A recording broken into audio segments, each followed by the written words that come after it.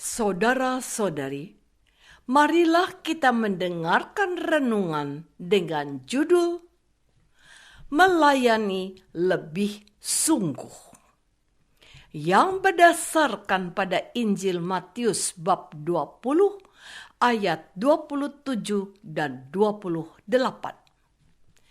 Barang siapa ingin menjadi terkemuka di antara kamu, hendaklah ia menjadi hambamu, sama seperti Anak Manusia datang, bukan untuk dilayani, melainkan untuk melayani dan untuk memberikan nyawanya menjadi tebusan bagi banyak orang. Dalam nama Bapa dan Putra dan Roh Kudus. Amin.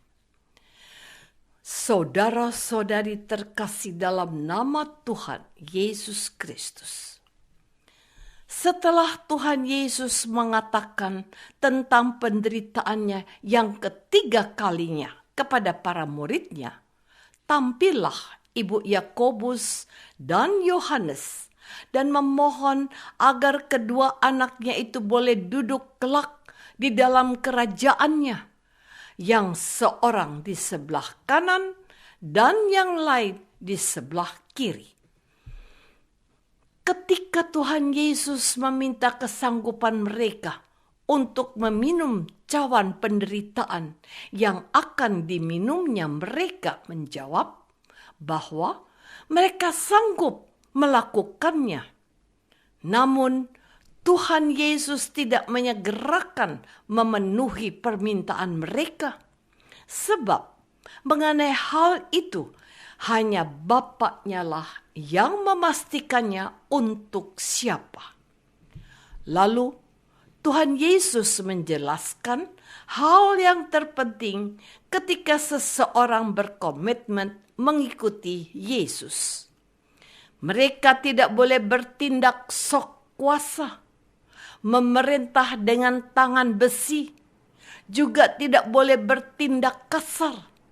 Mereka harus bersikap merendah dan siap sedia melayani. Barang siapa ingin menjadi terkemuka di antara kamu, hendaklah mencontoh Tuhan Yesus sendiri, guru mereka. Tuhan Yesus datang bukan untuk dilayani, melainkan untuk melayani dan untuk menjadi tebusan bagi banyak orang. Saudara-saudari terkasih, apa yang diminta Ibunda Yakobus dan Yohanes sebagai upah adalah permintaan yang dibayangkan sebagai tujuan oleh orang-orang yang hidup di dunia ini. Ingin menjadi orang penting dan terhormat, serta mendapatkan jabatan atau kemuliaan. Tidak demikian yang dicita-citakan oleh Tuhan Yesus untuk para muridnya. Mereka harus belajar dari dirinya sebagai guru yang melayani dan siap menyerahkan diri untuk menjadi tebusan banyak orang. Inilah hal yang kita renungkan dalam masa Prapaskah ini. Mengikuti Yesus ke Yerusalem dan memikul salib bersama dengan Dia. Seorang pengikut Yesus bukanlah orang-orang yang menghindari salib dan membidik kursi kehormatan. Mereka dilatih dan dididik oleh Tuhan Yesus untuk memberikan diri dan hidup mereka untuk kesejahteraan dan kebahagiaan orang lain. Mereka harus berhenti memikirkan kebutuhan pribadi mereka dan selanjutnya memikirkan keselamatan sesamanya. Gereja juga menegaskan akan perlu dan pentingnya mati raga, puasa, dan amal kasih selama masa Prapaskah ini. Masa 40 hari ini adalah masa penuh rahmat, saat retret agung untuk introspeksi diri. Sudah seberapa jauh dan benar kita mengikuti jalan salib Tuhan Yesus? Saudara-saudari terkasih, apakah permintaan kita selama masa Prapaskah ini? Apakah kita juga berpikir seperti Ibunda Yohanes dan Yakobus? Permintaan ibu ini mau mengingatkan kita bahwa menjadi pengikut Kristus itu bukan soal menuntut, melainkan soal mengabdi. Pengabdian dengan komitmen yang sungguh-sungguh harus merupakan jawaban yang paling tepat atas permintaan yang harus kita ajukan kepada Tuhan Yesus. Tuhan, aku melayani seperti Engkau. Aku mau mengikuti Engkau dengan memikul salibku setiap hari. Aku mau mati bersamamu setelah menyelesaikan tugas pelayananku di bumi ini. Apakah ini sesuatu yang berlebihan? Pendapat kamu bagaimana? Sesungguhnya memang itulah yang dikehendaki oleh Tuhan Yesus sendiri. Panggilanmu adalah melayani sebagaimana Tuhan Yesus selama hidupnya telah melakukan pelayanan yang luar biasa dan sempurna. Semua orang datang kepadanya. Yang sakit dia sembuhkan. Yang buta dibuatnya melihat. Yang lumpuh boleh berjingkrak-jingkrak. Orang berdosa dan dituduh berdosa diampuni dan dibebaskan. Tuhan Yesus datang bukan untuk mempersalahkan seseorang, melainkan menyadarkan mereka dari dosanya supaya mereka bertobat. Mereka diberi kesempatan untuk menjadi orang yang lebih baik. Saudara-saudari terkasih, sesungguhnya kesanggupan Yohanes dan Yakobus itu sudah benar.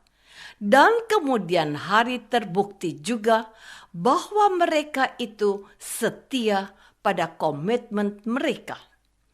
Hidup mereka berakhir sebagai para martir. Mereka wafat karena imannya kepada Tuhan Yesus. Baik Yohanes maupun Yakobus adalah murid-murid yang loyal pada gurunya sampai akhir hidupnya. Itulah yang harus kita contoh dari mereka. Selama masa Prapaskah ini, kita dilatih untuk mati raga dan berpuasa. Itu berarti kita dilatih untuk tidak bisanya hanya mengeluh atas keadaan kita, melainkan mensyukuri apa yang kita terima dari Tuhan sebagai berkat.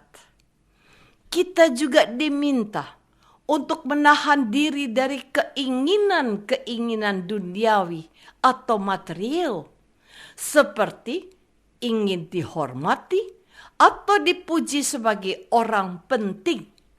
Kita diminta untuk berbagi dengan saudara-saudari kita yang tidak memiliki kecukupan untuk hidup layak. Itulah sebabnya diadakan amplop Aksi Puasa Pembangunan atau APP. Inilah saatnya kita berbagi dengan mereka yang membutuhkan. APP itu bisa kita sisihkan dari pengurangan makan minum kita dengan melakukan puasa dan pantang, atau dengan kerelaan yang tumbuh dari rasa simpati, empati, dan peduli akan penderitaan orang lain yang tidak merasakan apa yang kita alami. Jadi, ada dua hal yang patut kita tumbuhkan selama masa prapaskah ini. Mohon diberi kesetiaan dalam mengikuti Yesus dalam penderitaan dan pelayanan. Juga kerelaan untuk berbagi karena peduli pada sesama yang lapar, miskin, kesepian, telanjang, tersingkir, dan berkebutuhan khusus. Karena Tuhan Yesus hadir dalam diri mereka juga. Marilah kita melayani dengan lebih sungguh-sungguh lagi. Apakah aku sudah peduli pada keselamatan sesamaku dengan siap berbagi? Marilah kita berdoa. Ya Bapa, Tuhan Yesus telah memberi teladan baik, datang untuk melayani dan berbagi serta menyerahkan nyawanya. Bantulah kami untuk mengikuti jejak Yesus dengan rela berbagi untuk saudara yang membutuhkan demi Kristus pengantara kami. Amin. Semoga kita semua selalu dinaungi dan dibimbing oleh berkat Allah yang Maha Kuasa, Bapa dan Putra dan Roh Kudus. Amin.